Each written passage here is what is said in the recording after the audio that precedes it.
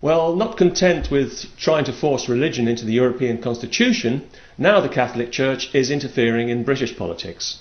This week, a cardinal and an archbishop have both threatened to withhold communion from Catholic MPs who don't vote against abortion. Personally, I've always thought it was a shame that the Virgin Mary never had the right to choose, because then we might have been spared 2,000 years of misery and bloodshed. But it wasn't to be, and so for Catholics, abortion has always been a tricky one, especially if you're using a knitting needle in a back alley, which is the Catholic Church's preferred method. Because when it comes to Catholic dogma, human life is only sacred if you obey the rules. Hence, no condoms for Africa. We don't want those people doing anything immoral, so we're going to let them die. This is from an organisation supposedly founded on the teachings of Jesus. I'm not sure what teachings exactly.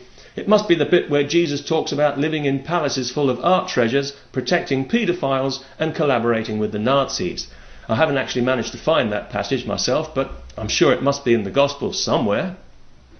And this is why I wasn't too surprised when I first heard that the current Pope is in fact an ex-Nazi, because to me the Catholic Church and Nazism go together as naturally as Bibles and lynch mobs. If you think of one, it's difficult not to think of the other.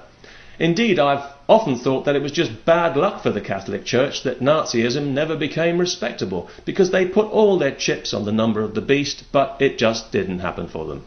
Although the Pope, who actually collaborated with Hitler by ignoring the Holocaust, is now being made a saint for his trouble. That's right, Pius XII is being made a saint, which has got to be the cheekiest thing I've heard since Henry Kissinger had the nerve to accept the Nobel Peace Prize. I'm not sure why it is that the Catholic Church exudes this aura of not so much evil as, well, actually, yes, evil.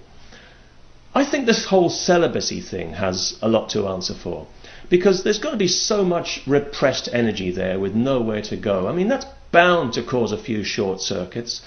I can understand somebody being celibate if that's how they're comfortable, but if you're doing it as a penance, denying your most powerful basic urges because you think that God is going to be pleased with you, well, I think you should see a doctor, because those inner demons that you're struggling with so manfully are really nothing that a $20 whore couldn't put right in a couple of minutes. But of course you couldn't do that, because that would be sinful. Much better to insert your penis into a choir boy and then carry on lecturing dying Africans on sexual abstinence. If any cardinals or bishops are watching this video, let me ask you a question. On a theological level, is it more of a sin for a priest to rape a child while wearing a condom or not wearing one? How much more evil is it to wear the condom? And would it be okay, i.e. would you keep quiet about it, if he went to confession afterwards and truly repented? Until the next time. The Catholic Church has lost so much money on this scandal. They must be down to their last few billion by now. If you were Pope, wouldn't it make sense to try and add up all the sex abuse that's been committed so far, and then add up all the money that's been paid out in compensation, and then you might be able to work out exactly how much the Church is paying for, say, one blowjob, and whether it might be more economical to buy the same product from a professional sex worker.